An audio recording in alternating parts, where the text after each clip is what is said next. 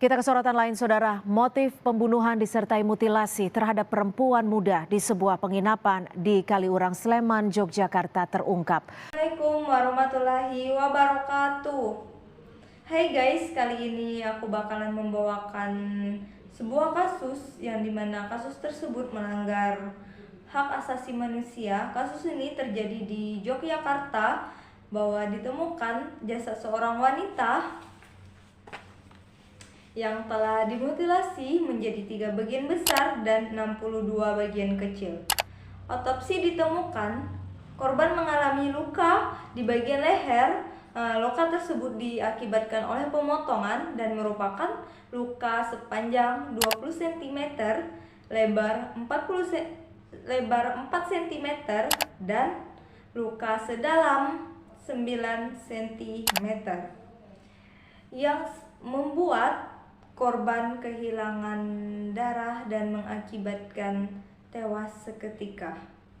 Korban merupakan seorang janda yang memiliki 2 orang anak, dan pelaku merupakan pemuda yang berusia 22 tahun. Jadi, Polda Yogyakarta mendapatkan laporan pada Minggu 19 Maret 2023 dari pihak manajemen di sebuah penginapan Yogyakarta. Jadi mereka curiga karena terdapatnya sebuah kamar yang dimana kamar tersebut menyala lampunya, akan tetapi di dalam kamar tersebut tidak ada tanda-tanda aktivitas orang. Jadi jam 1.18 Maret tahun 2023 pelaku check-in di penginapan di mana ia membayar 60.000 untuk menginap selama 6 jam.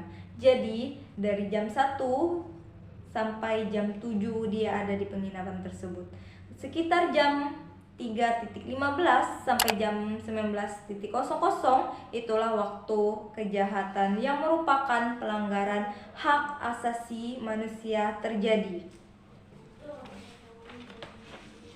Menurut Direkskrimum Polda Daerah Istimewa Yogyakarta, Kombes Pol Nuredi Irwan Saputra, kejahatan ini diawali saat pelaku memukul korban dengan tokat besi tepat di bagian belakang kepala korban, dan itu dilakukan sesaat sebelum sang korban menanggalkan pakaian karena mereka hendak melakukan hubungan badan.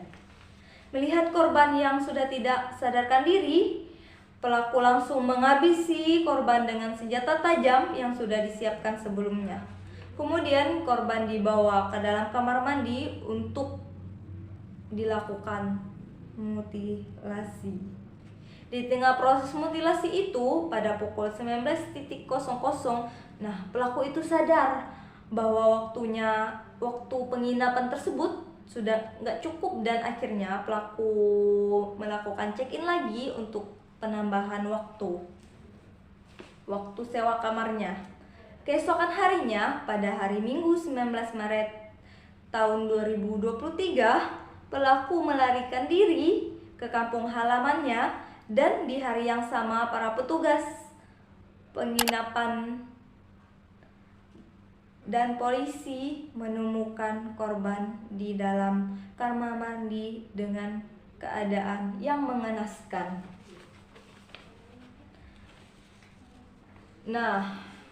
Langsung saja setelah menemukan jasad tersebut,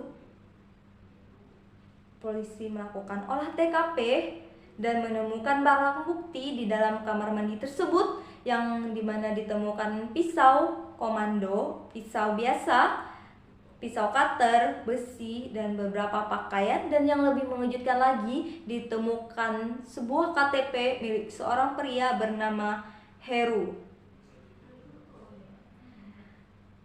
KTP tersebut ditinggalkan di resepsionis saat ia melakukan perpanjangan waktu.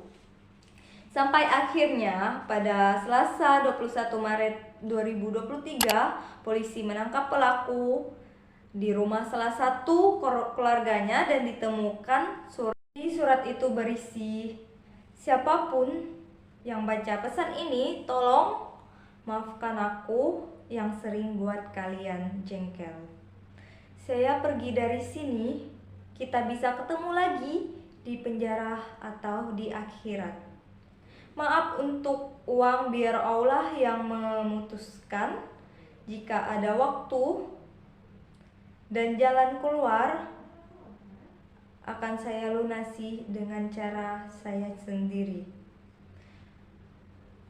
Kenapa aku melakukan ini? Karena aku sering berada di bawah tekanan akibat gengsi, dan maaf untuk semua kebohonganku. Aku hanya punya waktu kurang lebih 24 jam. Dengan waktu segitu, aku akan memutuskan untuk menyerahkan ke polisi atau lari sebisa mungkin, atau lari dari kehidupan ini." Itulah isi surat dari Heru, kurang lebih begitu. Sekarang kita masuk ke motif pelaku. Seperti yang tadi kita baca di surat pelaku tersebut, dia melakukan itu karena gengsi. Pelaku pun mengaku dia nekat menghabisi korban untuk menguasai hartanya, karena pelaku terlilit hutang pinjaman online sebanyak 8 juta rupiah. Menurut Pak Nuredi, jadi pelaku memang mencari cara untuk melunasi hutangnya dan ingin mendapatkan uang secara cepat. Kemudian pelaku kepikiran pada si korban, dan pada akhirnya ia mengencani korban, dan kejahatan ini pun terjadi. Kenapa pelaku melakukan mutilasi? Karena itu bertujuan untuk menghilangkan jejak.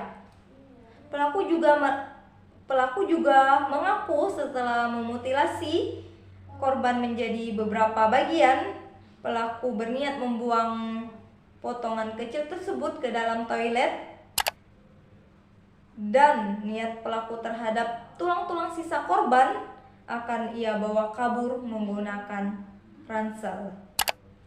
Nah, pelaku meremehkan proses ini. Dia pikir bakalan gampang. Akhirnya ia sadar ketika pekerjaan mutilasi ini memerlukan waktu lama, dan pelaku berubah pikiran. Ia merubah pikiran, dan ia tuh sadar kan, karena pekerjaan ini tidak gampang, ia kepikiran untuk melakukan plan B. Kemudian ia menghentikan proses mutilasinya, dan kemudian pelaku kabur meninggalkan penginapan. Apa hukuman Heru yang akan didapatkan atas perbuatan tersebut? Nah, polisi itu akan melakukan tes psikologi terlebih dahulu terhadap Heru, dan ia dijerat dengan pasal 340 KUHP tentang pembunuhan berencana dengan hukuman mati atau penjara seumur hidup. Nah, itulah salah satu kasus hak asasi manusia yang ada di Yogyakarta. Jadi kalian harus hati-hati, baik pada orang yang dikenal maupun tidak dikenal. Itulah penjelasan dari saya terkait pelanggaran hak asasi manusia. Sampai jumpa. Assalamualaikum warahmatullahi wabarakatuh. Bye.